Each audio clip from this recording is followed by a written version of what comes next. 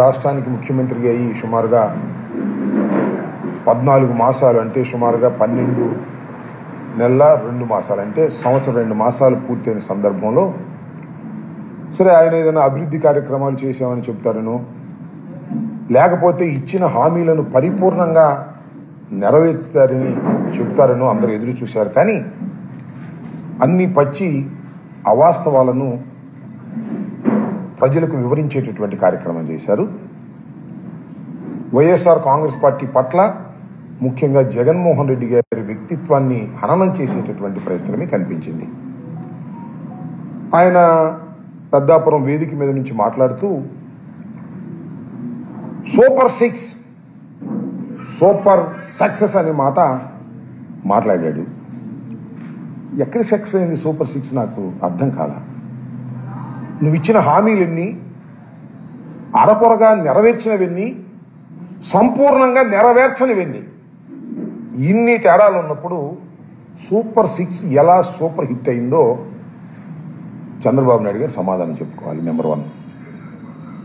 Number 2 ఏంటంటే ఆయన స్త్రీ శక్తి బస్సు, ఫ్రీ బస్ గురించి చెప్తూ ఆ వేదిక మీద ఒక మాట అన్నాడు.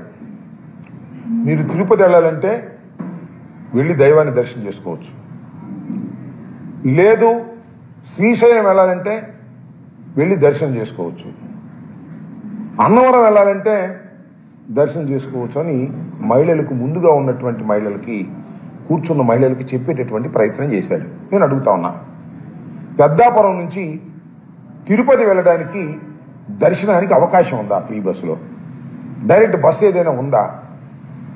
నువ్వు ఇచ్చినటువంటి ఆ 6 కేటగిరీల్లో ఏది తిరుపతి వెళ్ళే ప్రశ్న లేదు. ఎట్లా తిరుపతి వెళ్తారు? ఏదో సమావేశం ఏర్పాటు చేశాం కదా, ముందు మహిళా మనులు తీసుకొచ్చాం కదా అని వారికి పచ్చి అబద్ధాలు చెప్పేటటువంటి కార్యక్రమం చంద్రబాబు నాయుడు గారు చేశారు.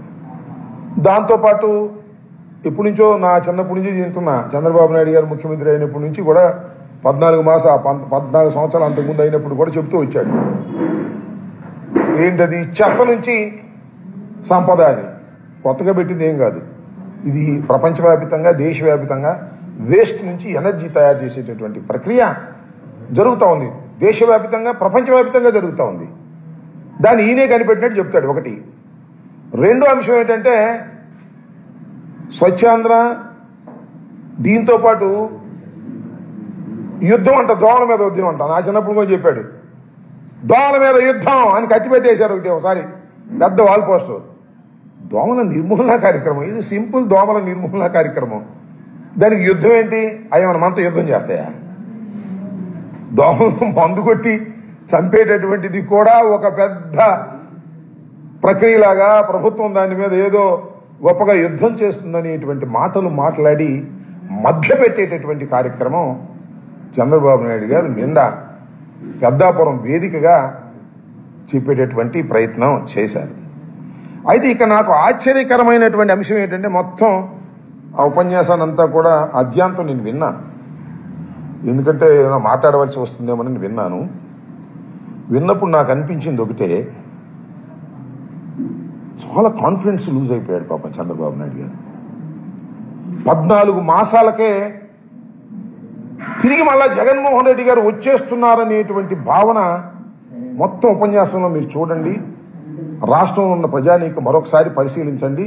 జగన్మోహన్ రెడ్డి గారు వచ్చేస్తున్నాడు మళ్ళా అనేటువంటి ఒక భయం ఆయనలో చాలా స్పష్టంగా కనిపిస్తోంది. ఈ రాష్ట్రంలో అధికారంలోకి వచ్చినటువంటి ప్రభుత్వం ఏదైనా ఒక సమావేశం పెట్టినప్పుడు ఏం చెప్తారు? ఆ ప్రభుత్వం చేస్తున్నటువంటి ఘనకార్యాల గురించి, లేదా వారు అమలు చేస్తున్నటువంటి సంక్షేమ కార్యక్రమాల గురించి చెప్తారు. సహజంగా చెప్తారని ఎదురు చూస్తాం. నిన్న జరిగినటువంటి ఆ ఉపన్యాసంలో మోర్ దాన్ 50% జగన్మోహన్ రెడ్డి గారిని విమర్శించటమే, జగన్మోహన్ రెడ్డి గారి యొక్క వ్యక్తిత్వం మీద బురద చల్లటమే అయిపోయిన కథని చెప్తున్నాడు. ఎలక్షన్ ముందు కూడా చెప్పాడు.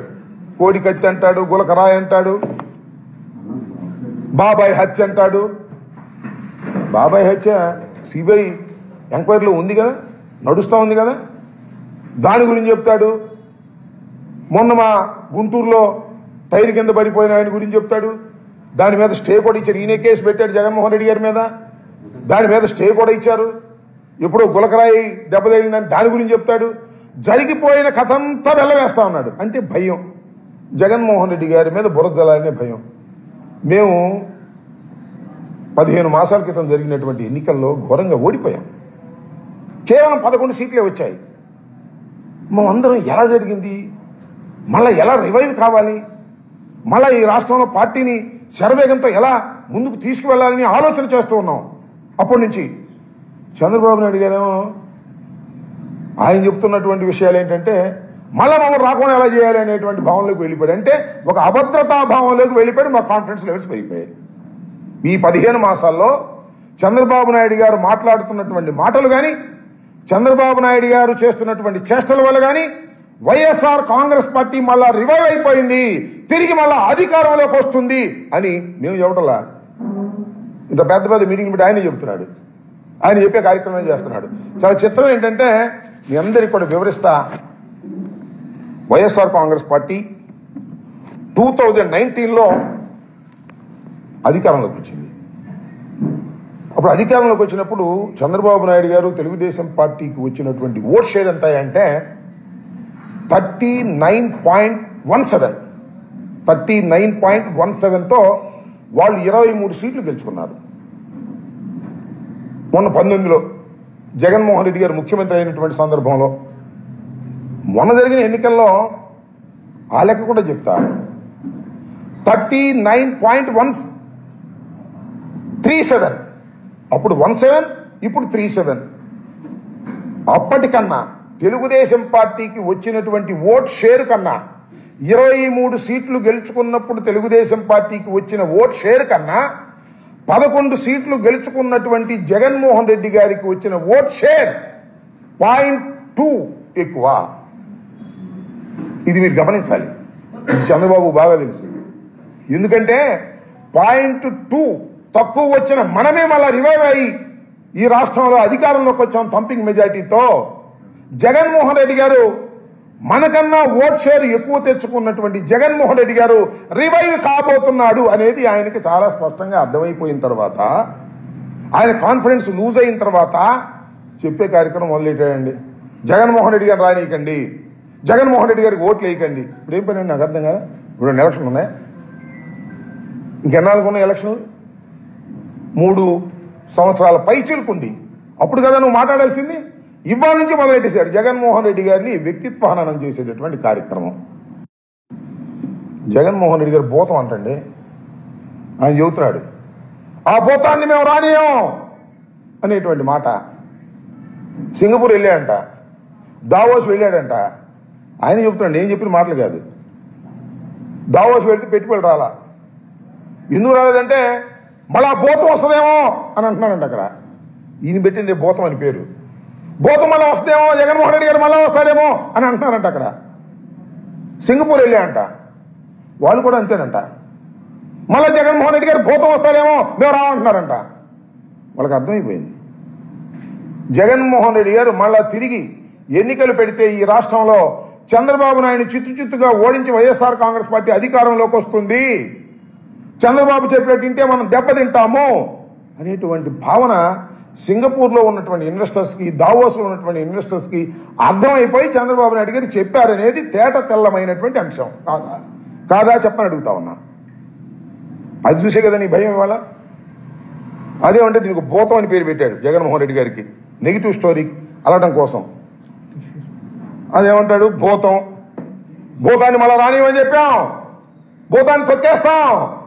భయం, భూతాన్ని తొక్కేస్తాడంట. ఇప్పుడు భూత వైద్యుని సంప్రదిస్తే పోయేది. రాజమండ్రిలో ఉన్నాడు కదా భూత వైద్యుడు ఒక ఆయన, ఎవరు భూత వైద్య రంగారావు సుబ్బారావు. ఎందుకు భయపడతావు? ఆ రాజమండ్రి వచ్చి అట్టాక పెద్దపురం దాకా వచ్చావు కదా, ఆ రాజమండ్రిలో ఆ భూత వైద్యుని సంప్రదించి, నీ వల్ల కాదులే, ఆ భూత వైద్యుని సంప్రదించి మంత్రాలు పేర్చుకొని నీకు ధైర్యం వస్తుంది. భయపడి చచ్చిపోతున్నాడు. మళ్ళా తిరిగి జగన్మోహన్ రెడ్డి గారు అధికారంలోకి వస్తాడేమో అనేటువంటి భయంతో కంగారు పడిపోతున్నాడు. ఇవాళ అదే కనిపించింది మొత్తం టోటల్గా అనే విషయాన్ని మీకు మీ ద్వారా ప్రజలకు చెప్పాలనే ఉద్దేశంతోనే ఈరోజు ఈ సమావేశాన్ని ఏర్పాటు చేయడం జరిగిందని